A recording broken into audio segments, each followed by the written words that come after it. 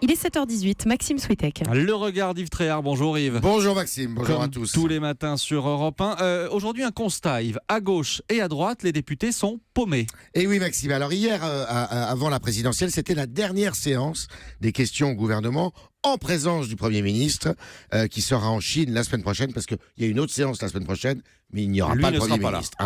Et peut-être aussi, ça sera la dernière séance de très très très nombreux députés qui ne sont pas sûrs du tout de retrouver leur siège aux législatives au mois de juin.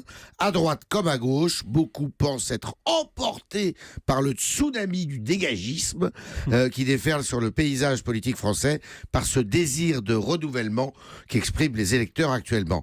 Gare à la grande lessive. La plupart des 577 députés sortants sont complètement paumés et se demandent bien à quelle branche se raccrocher. Et encore une fois, ça concerne la gauche et la droite. Oui, alors à droite, c'est ça qui est terrible pour eux. Ils s'attendaient à une grande vague bleue, une victoire certaine, à reprendre la majorité. Et ils font aujourd'hui les frais du Penelope Gate et pensent se retrouver à quelques dizaines de députés républicains seulement dans l'hémicycle si Fillon ne passe pas le premier tour de la présidentielle. Sur les marchés de leur circonscription, ils font campagne avec leurs propres slogans et évitent de se réclamer de Fillon et de leur parti à Paris.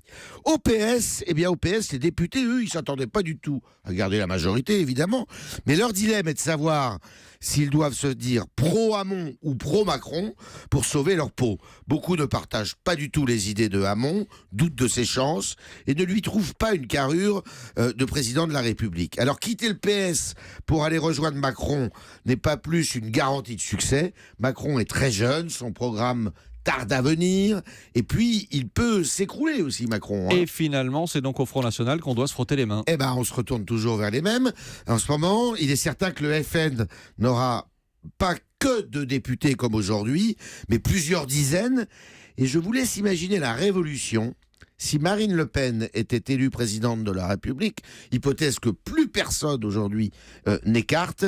Eh bien, la question serait de savoir alors si aux législatives, les Français lui donneraient une majorité bleu marine, pour gouverner à l'Assemblée nationale. Merci, c'était le regard d'Yves Tréhard sur Europe 1. Merci, Merci Yves, à demain. Maxime.